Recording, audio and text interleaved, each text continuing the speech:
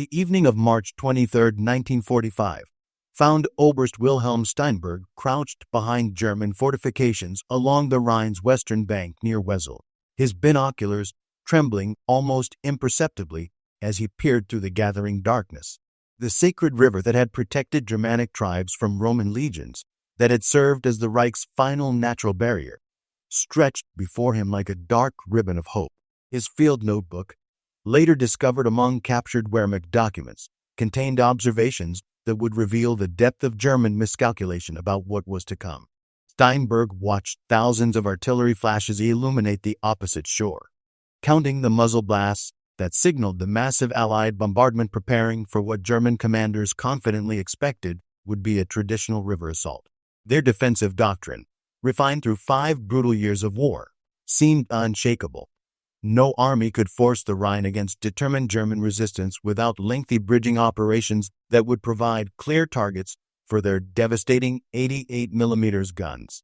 The river's 1,300-foot width and swift currents had been calculated by German engineers as an insurmountable obstacle requiring days of vulnerable preparation by any attacking force. Yet as Steinberg recorded his observations, 2,000 men of the 51st Highland Division 7th Battalion, Black Watch, were preparing to enter the water in vehicles that German intelligence had catastrophically failed to properly assess. These strange boat-shaped trucks, designated DUKW by their American manufacturers, had been observed in previous Allied operations from Normandy to Italy, but Wehrmacht analysts had dismissed them as specialized beach landing craft irrelevant to serious river warfare. The mathematics of Rhine defense were about to be shattered not by overwhelming numbers or superior firepower, but by American industrial ingenuity that transformed Germany's uncrossable moat into a highway for Allied forces. The systematic intelligence failure that doomed Germany's last natural fortress had begun months earlier in assessment rooms far from the Rhine's banks.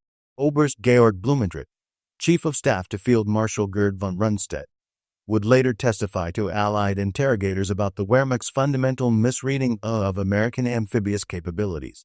Intelligence reports from Sicily, Salerno, and Normandy had described Schwimmwagen, swimming trucks.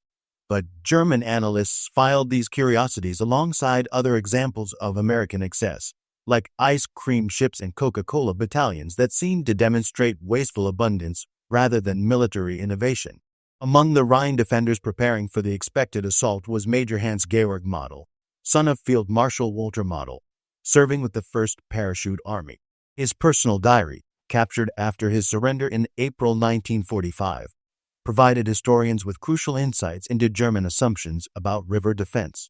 The Wehrmacht's most experienced officers, veterans who had studied river crossings from the Dnieper to the Seine, believed they understood warfare's immutable laws. Attackers needed overwhelming artillery superiority, specialized bridging equipment, and most critically, time to establish crossing points that defenders could systematically target and destroy. The first revelation of German ignorance emerged from captured headquarters documents that showed the depth of their miscalculation.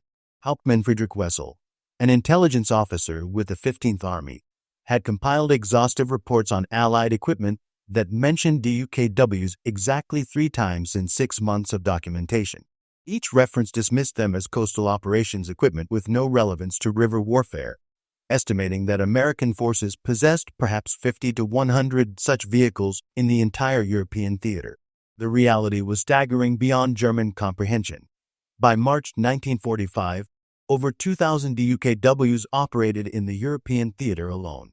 The U.S. Army had organized them into specialized amphibious truck companies, each containing 50 vehicles with trained crews who had practiced river crossing operations since Normandy, developing doctrine that German intelligence never detected. The British had received 2,000 DUKWs through Lend-Lease, adding their own operational innovations, while Canadian forces operated 800 units with specialized cold weather modifications. The DUKW's development represented American problem-solving at its most characteristically efficient. The vehicle's origins traced to April 1942, when a Coast Guard patrol boat ran aground on a sandbar near Provincetown, Massachusetts, and conventional trucks couldn't reach it through surf and sand. This minor incident sparked a revolution in amphibious warfare that would ultimately help destroy the Third Reich. Palmer Coslet Putnam, working for the Office of Scientific Research and Development, partnered with yacht designer Rod Stevens Jr. and engineer Dennis Pulston to envision a truck that could transition seamlessly from water to land operations. When Ford Motor Company declined the project, claiming it was impossible to complete within the required timeframe, General Motors Corporation accepted the challenge on April 23, 1942.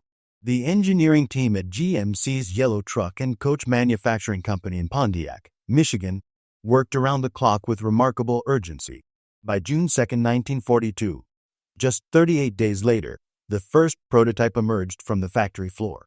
The vehicle ingeniously combined a standard GM CCC KW 2-ton truck chassis with a watertight hull designed by Sparkman and Stevens Yacht Architects. The designation DUKW came from GMC systematic nomenclature: D for 1942 design year, U for utility vehicle, K for all-wheel drive capability, and W for dual rear axles. The secret to the DUKW's revolutionary versatility lay in several critical innovations developed by GMC's engineering team. Frank Spicer created the Central Tire Inflation System (CTIS), the world's first such system, allowing drivers to adjust tire pressure while moving. At 10 to 12 pounds per square inch, the tires spread wide for maximum sand and mud traction. At 40 to 45 psi, they provided efficient highway performance. A 25-inch propeller driven through a transfer case from the main transmission provided water propulsion at 5.5 knots, while a rudder linked directly to the steering wheel allowed seamless transition from water to land navigation. Major General Jacob Devers observed the first demonstration in June 1942 and immediately grasped its revolutionary potential, ordering mass production without hesitation. The initial contract called for 2,000 units, but by war's end, GMC had manufactured 21,147 DUKWs at the unprecedented pace of 525 per month during peak production periods. Each vehicle cost approximately $10,750, roughly the price of 7 Jeeps, but possessed capabilities that would prove priceless in the struggle for Germany's heartland.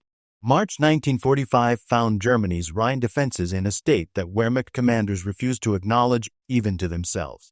General Alfred Schlemm's 1st Parachute Army, the most effective German force remaining in the West, had been bled white in the Reichswald battles, losing 90,000 men killed, wounded, or captured. The reinforcements arriving to defend the Rhine were Volkssturm units, old men and boys with a few weeks' training, armed with captured weapons and wearing armbands instead of proper uniforms. Feldwebel Otto Kraus of the 181st Infantry Division, positioned near Wesel, wrote to his wife on March 20th with the confidence born of desperation. "The Americans are across from us now, thousands of them. We can hear their vehicles day and night. But the Rhine protects us. Even Napoleon could not cross the Rhine against opposition. The engineers have destroyed every bridge and our artillery has every possible crossing point registered for immediate destruction." The defensive preparations appeared formidable on paper, representing months of desperate labor. Since September 1944, over 200,000 civilian workers had been conscripted to strengthen the West Wall fortifications and extend them toward the Rhine.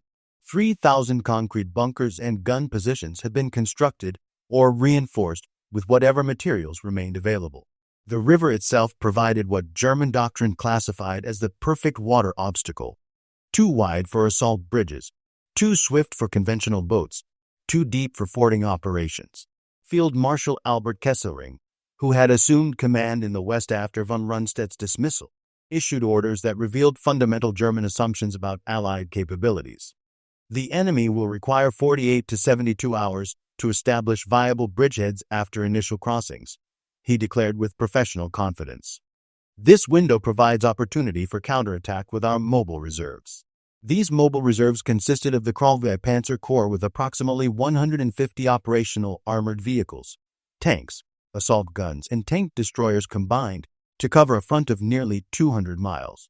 The most critical German failure, however, was conceptual rather than material.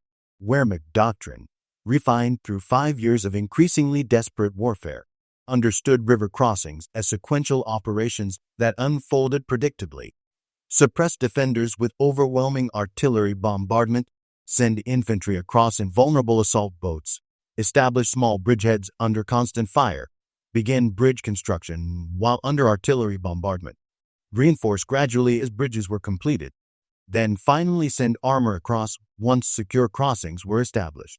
Each phase provided defenders with opportunities to concentrate fire and launch devastating counterattacks.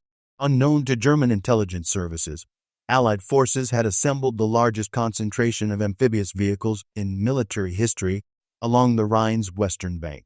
By March 22, 1945, hundreds of DUKWs had been positioned in carefully concealed areas within 5 miles of planned crossing points. Each vehicle had been meticulously waterproofed, mechanically inspected, and loaded with specific cargo manifests designed to maintain water stability during river operations. Lieutenant Colonel William Thompson, commanding the 458th Amphibious Truck Company, recalled the meticulous preparation that preceded the assault. "We knew this wasn't Normandy with tides and beach obstacles to worry about.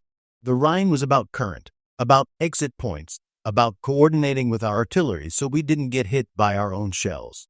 We practiced on the Meuse River for 2 weeks, learning exactly how DUKWs handled in fast current and developing techniques for maintaining formation in swirling water. The vehicles themselves had been extensively modified based on 3 years of hard-won combat experience. Armor plating now protected drivers and vital mechanical components from small arms fire. Ring mounts for 50 caliber machine guns provided self-defense capability against aircraft and shore positions. Most critically, specialized bilge pumps could handle water intake from battle damage, allowing DUKWs to continue operating even when their hulls were perforated by enemy fire. Captain James Mitchell of the 819th Amphibious Truck Company described the final briefing with vivid clarity. "They told us we were going to do something nobody had ever attempted before. Use DUKWs as the primary assault vehicle for a major river crossing. Not support vessels bringing supplies after the infantry had secured the far shore. Not auxiliary craft supporting conventional bridge construction, but the actual spearhead. Each DUKW would carry a full rifle squad with equipment, cross the Rhine under fire, drive up the eastern bank, and deposit troops directly into combat positions behind German lines. British forces contributing to the operation brought their own formidable amphibious assets. The 79th Armored Division under Major General Percy Hobart had transported 600 LV-T4 Buffalo amphibious tractors to the Rhine, each capable of carrying 30 fully equipped soldiers. These would work alongside American DUKWs in what would become the largest amphibious river crossing in military history. However, it was the DUKWs, with their unique ability to transition seamlessly from water to land operations, that would prove most devastating to German defensive assumptions. At 1700 hours on March 23, 1945, the greatest artillery bombardment of the Rhine campaign commenced with earth-shaking violence. Over 4,000 Allied guns, ranging from British 25-pounders to massive American 240mm howitzers, unleashed a 4-hour barrage that seemed to transform the very air into a solid wall of steel and explosive fury. German observers reported that the eastern bank appeared to be literally boiling under the impact of thousands of shells per minute, creating a hellscape that defied human comprehension. Gefreiter Heinrich Müller, manning an observation post near Wesel, attempted to count the muzzle flashes stretching across the river before abandoning the futile effort. "I stopped counting at 500, he later recorded. "It was like looking at a solid line of flame stretching north and south as far as the eye could see. The noise transcended individual explosions, becoming one continuous roar that made rational thought impossible and reduced human consciousness to pure animal terror." Under cover of this unprecedented bombardment and the concealing darkness, the first DUKWs entered the Rhine at 2,100 hours with methodical precision. The 51st Highland Division led the assault with the 7th Battalion Black Watch loaded into DUKWs operated by experienced American crews. Each vehicle carried 12 fully equipped soldiers plus its 2-man crew, navigating by shielded lights visible only from behind that marked carefully surveyed entry and exit points on both banks. Sergeant Robert Macpherson of the Black Watch described the crossing with soldiers' understated precision. "We rolled down the bank and suddenly we were floating, which was the strangest sensation imaginable. The American driver just kept driving like we were still on solid ground, except now water was rushing past the sides. The engine noise was absolutely terrific, and we could hear German shells hitting the water around us, sending up enormous splashes, but we couldn't see anything in the darkness and artificial smoke that covered everything. The current proved stronger than anticipated, 8 to 10 knots in the main channel, requiring DUKW drivers to calculate drift like navigators plotting aircraft courses in crosswinds. Some vehicles were swept hundreds of yards downstream from their intended landing points, but their ability to drive up any reasonably sloped bank meant they could exit the river wherever circumstances demanded. By 2,200 hours, the first wave had successfully crossed, and German defenders, expecting to hear the distinctive sounds of assault boats returning for additional waves, instead heard only the continued thunder of Allied artillery. The DUKWs had driven straight up the eastern banks and disappeared into the smoke-shrouded darkness, their passengers already engaging German positions from completely unexpected directions. As dawn broke slowly through the artificial fog on March 24th, German commanders began receiving reports that defied every assumption in their tactical handbook. Enemy troops were appearing miles inland from traditional crossing points, not in the expected company strength, but in full battalion strength, carrying heavy weapons and substantial supplies that conventional assault boats could never have transported. The anticipated pattern of gradually expanding bridgeheads had simply failed to materialize according to Wehrmacht doctrine. Instead, Allied forces seemed to be materializing everywhere simultaneously, as if they possessed some form of military magic. Hauptmann Karl Richter, commanding a battery of deadly 88mm guns positioned to cover the crossing site at Ries, reported frantically to divisional headquarters. Enemy armor is behind our position. Repeat, enemy armor is behind our prepared positions. How did they cross the river? All bridges are confirmed destroyed. We have observed no pontoon bridge construction. Request immediate explanation. What Richter had encountered weren't actual tanks, but DUKWs carrying infantry support weapons, mortars, heavy machine guns, and anti-tank guns that had driven directly from the Rhine to positions 3 miles inland without following any predictable route. The vehicle's revolutionary amphibious capability allowed them to completely bypass German strongpoints positioned to defend obvious approach routes from the riverbank, appearing behind defensive lines like mechanical ghosts. The true scale of the operation became apparent as morning fog lifted to reveal a sight that shattered German morale. Hundreds of DUKWs were shuttling continuously across the Rhine in systematic streams that resembled some vast industrial operation rather than military assault. Unlike conventional assault boats that required specialized engineer crews and were limited to perpendicular crossings at carefully prepared sites, DUKWs could enter and exit the river at any point where banks permitted vehicle access. German artillery observers reported the impossible sight of swimming trucks crossing simultaneously at dozens of points along a 22-mile front, creating a logistical nightmare for defensive coordination. Major Wilhelm Hoffmann, operations officer for the 185th Division, recorded in his increasingly desperate war diary, "The enemy has deployed amphibious vehicles in numbers we never anticipated in our most pessimistic assessments. Our entire defensive plan assumed 6 to 8 crossing points we could target with concentrated fire. Instead, they are crossing everywhere simultaneously. Our guns cannot engage so many widely dispersed targets, and our ammunition is being exhausted without significant effect." The British Second Army's crossing at Wesel employed a devastating combination that multiplied the assault's effectiveness. The 15th Scottish Division crossed in Buffalo LVTs, while DUKWs transported their heavy weapons and supplies, creating fully equipped formations on the eastern bank within hours rather than the days German doctrine assumed would be required. By 0800 hours on March 24th, despite fierce resistance from the remaining elements of the 1st Parachute Army, 3 complete Allied divisions had crossed the Rhine with their full equipment loads intact and immediately available for combat operations. At 1,000 hours, the thunder of aircraft engines added a new dimension to the battle's overwhelming cacophony. Operation Varsity, the largest single-day airborne operation in military history, commenced as a massive air armada appeared over the Rhine battlefield. The operation involved more than 1,700 transport aircraft and over 1,350 gliders carrying 16,000 paratroopers and glider troops in a coordinated hammer blow designed to work directly with the amphibious assault rather than as an independent operation. Obergefreiter Franz Weber of the 84th Infantry Division watched from his position near Hamminkeln as the sky turned black with approaching aircraft. Parachutes bloomed like flowers across the landscape, thousands upon thousands descending like some biblical plague, he recorded. We initially thought this was the main assault, that the river crossings were merely diversionary attacks. Then we learned that Americans were already 10 kilometers behind our positions with their impossible swimming trucks, having crossed the river as easily as driving down a country road. The airborne forces, the U.S. 17th Airborne and British 6th Airborne Divisions, landed within artillery range of the Rhine crossings, something German commanders had never anticipated in their defensive planning.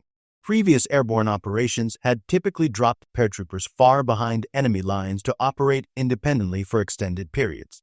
This coordinated operation landed paratroopers just 6 miles from the river, directly supporting the amphibious forces in unprecedented tactical cooperation. The coordination between airborne and amphibious forces multiplied their effectiveness exponentially. DUKWs carrying ammunition, medical supplies, and reinforcements drove directly to airborne positions that in previous operations would have required dangerous air resupply or lengthy link-up operations with ground forces advancing from distant bridgeheads. Wounded paratroopers were evacuated in DUKWs returning to the western bank, something completely impossible in traditional airborne operations that left scattered forces isolated until relieving ground forces could reach them. Private First Class Donald Burgett of the 17th Airborne later wrote with amazement, "We were fighting desperately for this crucial crossroads when these weird-looking truck boats came driving up through the woods. No splashing around, no getting bogged down in mud. They just drove out of the trees like regular trucks, except we knew they'd just crossed the Rhine under enemy fire. The crew chief yelled cheerfully, 'Anybody need ammunition?' We thought we were hallucinating from combat fatigue. By noon on March 24th, the full implications of the DUKW assault had become devastatingly clear to surviving German commanders. This represented far more than simply a new method for crossing rivers. It constituted a complete revolution in amphibious logistics that invalidated every assumption underlying their carefully prepared defensive planning. Traditional river crossings required sequential phases that unfolded predictably: assault crossing under fire, bridgehead consolidation while under constant attack, bridge construction during continuous bombardment, and finally supply buildup once secure crossings were established. Each phase presented vulnerabilities that experienced defenders cold exploit through concentrated counterattacks. Completed bridges, once constructed, became critical choke points that concentrated supply flow into easily targeted areas for artillery and air attack. The DUKWs eliminated these traditional vulnerabilities entirely through their revolutionary flexibility. Lieutenant Colonel George Sims, logistics officer for XVI Corps, established what he termed DUKW highways across the Rhine that operated with industrial efficiency. Vehicles loaded on the western bank with ammunition, food, medical supplies, and fuel simply drove into the river, crossed under their own power, and delivered supplies directly to combat units without any intermediate handling or transfer operations. We were running 50 DUKWs per hour through our crossing point, Sims reported with professional satisfaction. Each vehicle carried 2.5 tons of supplies or 25 fully equipped soldiers. That represents 125 tons of supplies or 1,250 combat troops every hour, around the clock, regardless of weather conditions.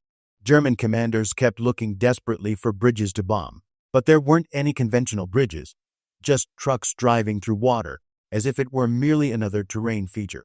The psychological impact on German defenders proved as devastating as the tactical surprise. Feldwebel Hermann Goetz of the 2nd Parachute Regiment wrote in his increasingly despairing diary, "They possess unlimited numbers of vehicles that swim like boats and drive like trucks. How does one stop an army that can transform any river into a highway? We destroyed bridges for nothing. They don't need bridges. Our entire defensive philosophy has become meaningless overnight." Supply sergeants reported experiences that bordered on the surreal. Technical Sergeant Anthony Russo of the 30th Infantry Division described establishing a forward supply dump with vivid detail. "We're positioned 3 miles from the Rhine on the German side of the river, and here comes a DUKW straight from the water, still dripping wet. carrying hot food in insulated containers. The cooks on the western bank had prepared the meal, loaded it carefully in the vehicle, and it had driven straight across to us without any intermediate stops. Hot coffee and warm meals in the middle of active combat operations. The Germans must have thought we had lost our minds completely. March 25th dawned to reveal German commanders facing a military situation that Wehrmacht doctrine had never addressed in its most comprehensive studies. The Rhine, Germany's historic natural barrier that had protected Germanic tribes from Roman conquest and served as the Reich's final defensive hope, had not been conquered or breached in any traditional military sense. It had simply been bypassed through American industrial ingenuity that German intelligence had systematically dismissed as an expensive curiosity irrelevant to serious continental warfare. General Alfred Schlemm, commanding the rapidly disintegrating 1st Parachute Army, convened a commanders' conference that morning in a farmhouse near Brunnen. The surviving record of this desperate meeting, compiled from testimonies of captured German officers, revealed the complete depth of German strategic dismay. Schlemm reportedly addressed his subordinates with uncharacteristic frankness. "Gentlemen, we prepared meticulously to fight the previous war's river crossings. We assumed the enemy would attack our carefully prepared fortress positions using conventional methods we understood. Instead, they have simply driven around our defenses as if they didn't exist. The operational statistics were staggering beyond German comprehension. In the first 48 hours alone, DUKWs had transported over 15,000 troops across the Rhine with minimal casualties. More critically, they had moved 1,200 vehicles, jeeps, trucks, and light armor that traditional crossing methods couldn't have delivered for days or weeks. Artillery pieces were already firing from the eastern bank before German intelligence services had even confirmed that significant crossings were occurring. Oberst Heinrich von Luttwitz, commanding the surviving remnants of Panzer Brigade 106, attempted a desperate counterattack near Wesel on March 25th that demonstrated the futility of conventional defensive tactics against the new amphibious warfare. His unit's war diary recorded with military precision: "Attack toward the river to destroy enemy bridgehead as doctrine demands." Found no bridgehead in any traditional sense. Enemy forces were distributed across a 15-kilometer front with no apparent center of gravity. Swimming vehicles were continuously reinforcing all points simultaneously. Impossible to identify any critical target for concentrated attack. Operation failed with heavy loss and no discernible impact on enemy operations. British forces were achieving similar revolutionary success through their portion of the coordinated assault. Scottish divisions had pushed 6 miles inland by the end of March 25th, supported by continuous DUKW supply runs that maintained their advance without traditional pauses for supply consolidation. Royal Artillery forward observers were calling in fire missions while riding in DUKWs, using the vehicle's mobility to avoid German counter-battery fire that had traditionally made forward observation extremely hazardous. The Rhine crossing starkly exposed the fundamental industrial asymmetry between American mass production philosophy and German craftsmanship tradition that had determined the war's ultimate outcome. While German engineers had indeed developed their own amphibious vehicle, the Landwasserschlepper LWS, the production comparison revealed everything about why Germany was losing the industrial war that ultimately determined military success. The German LWS was in many technical respects superior to the American DUKW. It could carry 20 men compared to the DUKW's 25, but featured better armor protection against small arms fire. Its track design provided superior performance in mud and snow conditions that wheeled vehicles struggled to navigate. German engineers had solved extraordinarily complex technical problems involving waterproofing track systems and creating reliable bilge pumps that could handle combat damage. As a piece of precision engineering, the LWS was genuinely remarkable, representing the pinnacle of German technical achievement. However, Germany had produced only approximately 100 LWS units total, with even fewer seeing actual operational service in combat conditions. Each LWS required specialized components manufactured to exact tolerances, skilled craftsmen for precision assembly, and rare materials for its sophisticated armor and waterproofing systems. Each vehicle cost approximately 75,000 Reichsmarks, 7 times the cost of an American DUKW, and required extensive maintenance by specially trained technicians.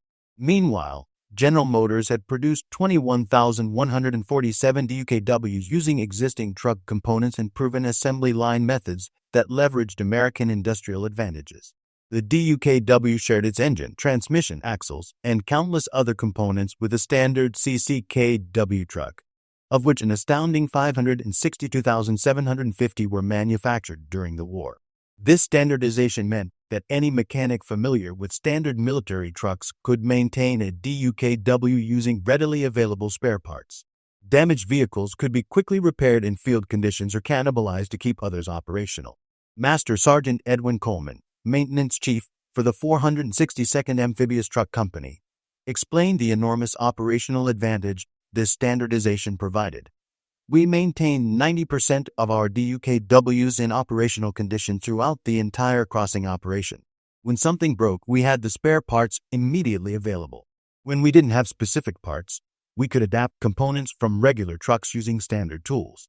Try accomplishing that kind of field maintenance with some specialized German wonder weapon that requires custom parts and factory-trained technicians. The contrasting production philosophies extended far beyond mere manufacturing numbers to encompass fundamental approaches to warfare itself. American DUKWs were specifically designed for ease of operation by minimally trained personnel. Any soldier capable of driving a standard truck could learn to operate a DUKW effectively within a few hours of basic instruction. German vehicles invariably required extensively trained crews with months of specialized preparation, reflecting a military philosophy that assumed professional soldiers with unlimited training time. American mass production methods assumed that operators would be citizen soldiers with minimal military experience, requiring equipment that was simple, reliable, and forgiving of operator errors. German design philosophy assumed highly trained professional soldiers with extensive technical education, creating sophisticated equipment that performed magnificently under ideal conditions but failed catastrophically when operated by inexperienced personnel under combat stress. Personal accounts from soldiers on both sides of the Rhine revealed the human dimension of this technological and tactical revolution, moving beyond abstract production statistics to capture individual experiences of young men witnessing the transformation of warfare in real time. These first-hand testimonies provided insight into how revolutionary change appeared to those experiencing it directly. Private First Class James Henderson of the 89th Infantry Division recalled his first encounter with DUKWs with vivid clarity. We were lined up nervously on the western bank, expecting to crowd into vulnerable assault boats under heavy fire exactly like we'd trained for months. Then these bizarre things that looked like boats equipped with wheels came rolling confidently down the bank. A U.S. Navy sailor, Navy personnel in the middle of Germany, waved us aboard casually. I asked him incredulously, "What the hell is this contraption?" He grinned and replied cheerfully, "Your personal taxi service to Berlin, soldier." The presence of U.S. Navy personnel operating the DUKWs deep in continental Europe added another layer to German confusion about American military organization. Seaman Second Class Robert Moody, assigned to a naval detachment operating DUKWs for the Rhine crossing, described German prisoners' bewildered reactions.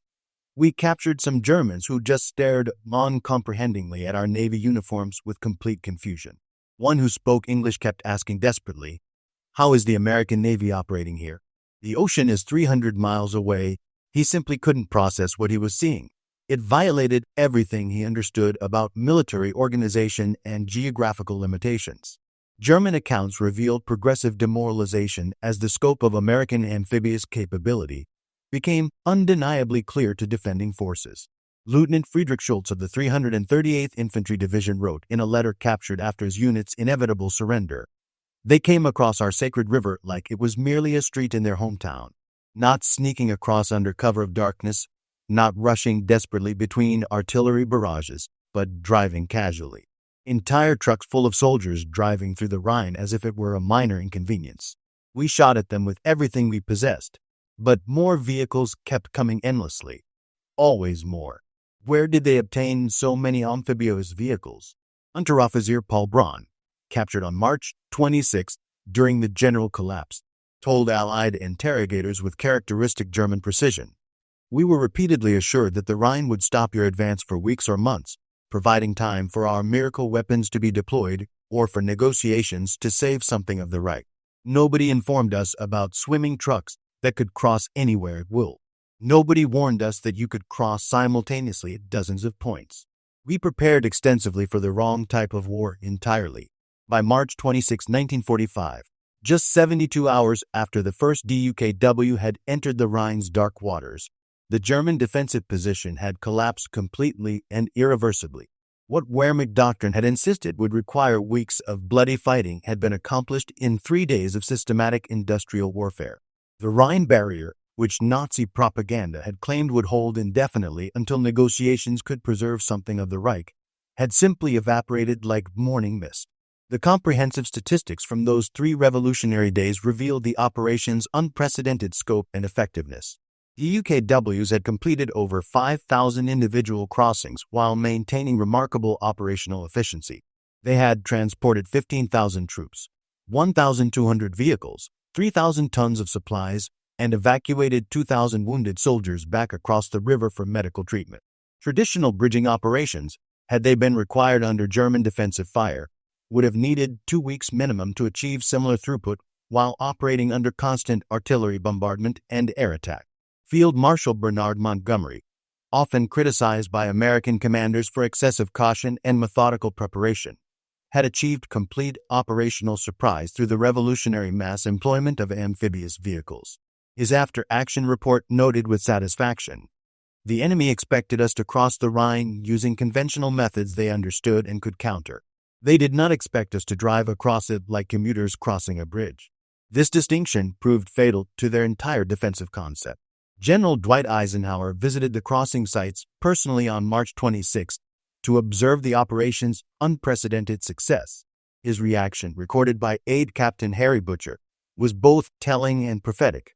Eisenhower watched the DUKW streaming back and forth across the river like some efficient ferry service. He turned to General Bradley and observed, "With these vehicles, every river in Germany has now become a highway rather than a barrier." Bradley replied grimly, "The Germans are just beginning to figure that out, and it's too late for them to adapt." The psychological collapse of German resistance was as complete as the tactical defeat. Joseph Goebbels' diary entry for March 26 read with uncharacteristic despair, "The situation in the West has become impossible to salvage through any conventional means. The enemy has crossed the Rhine along a broad front using amphibious vehicles we failed to anticipate in our intelligence assessments. Our last natural barrier protecting the Reich is gone. The war is effectively lost, regardless of whatever resistance we can still mount." March 27 witnessed the full exploitation of the Rhine breakthrough as German forces disintegrated into scattered pockets of ineffective resistance, with enemy forces in complete disarray and lacking any cohesive defensive plan. Allied commanders unleashed their mobile armored formations in pursuit operations that had been impossible during previous river crossings. The DUKWs, having accomplished their primary amphibious mission with revolutionary success, now revealed yet another invaluable capability. They could operate as conventional trucks, advancing alongside armored spearheads deep into German territory. The U.S. 2nd Armored Division, known throughout the European theater as Hell on Wheels, had been transported across the Rhine in record time using DUKW support. Tank crews described the surreal experience of following DUKWs that had just emerged from the river, still dripping Rhine water, as they raced down German autobahns alongside Sherman tanks. The amphibious vehicles carried fuel and ammunition directly to advancing tank units, completely eliminating the traditional operational pause for supply buildup that had always followed major river crossings. Major General Isaac White, commanding the 2nd Armored Division, reported with professional amazement, "We advanced 50 miles on March 27 alone, which would have been impossible using conventional logistics. In any previous river crossing operation, we would have been waiting days for engineers to complete bridge construction and for supply dumps to be established on the far shore. Instead, DUKWs kept pace with our advance effortlessly. They crossed rivers we encountered, scouted for additional crossing sites, and established forward supply points before our main body even arrived." German resistance crumbled rapidly into isolated strongpoints that lacked coordination or mutual support. Units that had prepared extensively to counterattack traditional bridgeheads found themselves bypassed by Allied forces that seemed to materialize everywhere simultaneously. The rigid German defensive doctrine based on identifying and systematically destroying fixed crossing points had no answer for hundreds of amphibious vehicles creating their own crossing points at will across the entire front. Oberst Hans von Luck, one of Germany's most experienced armored commanders, encountered advancing American forces near Dorsten on March 28. His post-war memoir described the meeting with characteristic German military precision. "My battalion was racing desperately to establish a blocking position when we encountered American troops already thoroughly dug in. I asked a captured lieutenant how his forces had moved so quickly across difficult terrain. He pointed matter-of-factly to a line of those amphibious trucks and said simply, 'We don't wait for bridges to be built.' It was then that I truly understood Germany had lost far more than a single battle. We had lost an entire concept of warfare."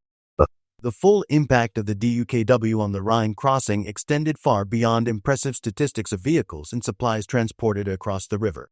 The amphibious trucks had fundamentally altered the mathematical basis of river assault operations, creating tactical and strategic advantages that compounded exponentially throughout the entire campaign. Traditional river crossings by necessity concentrated attacking forces at specific crossing points, creating lucrative targets for defending artillery and air power that could be engaged with devastating effect. DUKWs dispersed crossings along the entire operational front, diluting German defensive firepower beyond any possibility of effective concentration. Wehrmacht doctrine had always called for immediate counterattacks against bridgeheads before they could be consolidated and reinforced.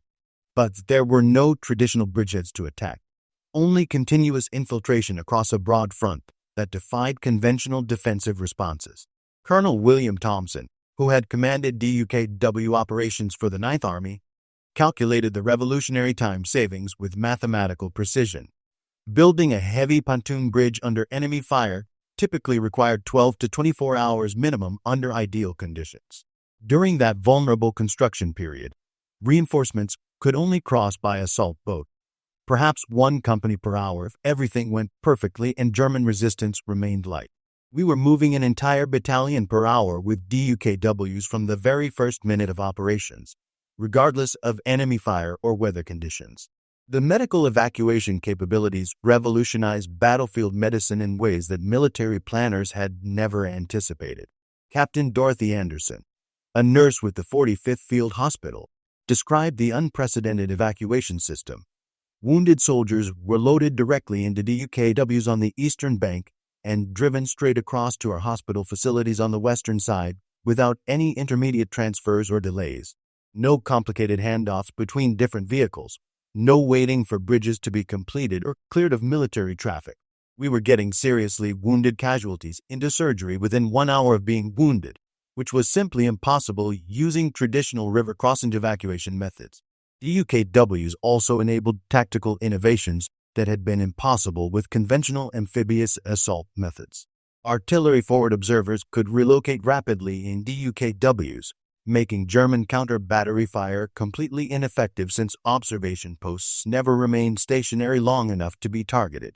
Combat engineers used DUKWs to transport prefabricated bridge sections, actually accelerating traditional bridge construction, even as they made conventional bridges far less critical to operational success. Mobile radio relay stations operating from DUKWs maintained continuous communications across the water barrier, solving command and control problems that had plagued previous river crossings. Post-war intelligence analysis revealed the shocking depth of German intelligence failure regarding American amphibious capabilities, despite multiple opportunities for accurate assessment. The Wehrmacht had directly observed DUKWs in numerous previous operations, Sicily, Salerno, Anzio, Normandy, yet had never grasped their revolutionary strategic implications for major river crossing operations. This failure represented something far more fundamental than simple oversight. General Major Reinhard Gehlen, chief of Foreign Armies East and later founder of West German intelligence services, admitted in his post-war memoirs with characteristic German precision, "We cataloged American equipment meticulously and maintained detailed technical files. We knew about the DUKW's existence and basic capabilities. We simply never imagined they would concentrate hundreds of these vehicles for a single river crossing operation. Our strategic thinking was constrained by our own severe industrial limitations. Because German industry could only produce a handful of amphibious vehicles with enormous effort, we naturally assumed American forces faced similar constraints. Captured German intelligence files revealed systematic underestimation that bordered on willful blindness. A February 1945 assessment prepared by Army Group H estimated that Allied forces possessed approximately 100 to 150 amphibious vehicles suitable for river crossing operations throughout the entire European theater. The actual number available to the 21st Army Group alone exceeded 2,000 operational vehicles. Another detailed intelligence report dismissed DUKWs as useful for supply operations after beachheads are fully secured, but fundamentally unsuitable for assault operations requiring speed and tactical surprise. The intelligence failure extended far beyond numerical miscalculations to encompass complete ignorance of American tactical innovation. German intelligence services never identified the specialized amphibious truck companies that had been training for months, never detected their intensive practice exercises on the Meuse River, never recognized the doctrinal revolution occurring within Allied forces. Wehrmacht intelligence was preparing to counter the river crossing they expected based on their own limitations rather than the revolutionary operation actually being planned.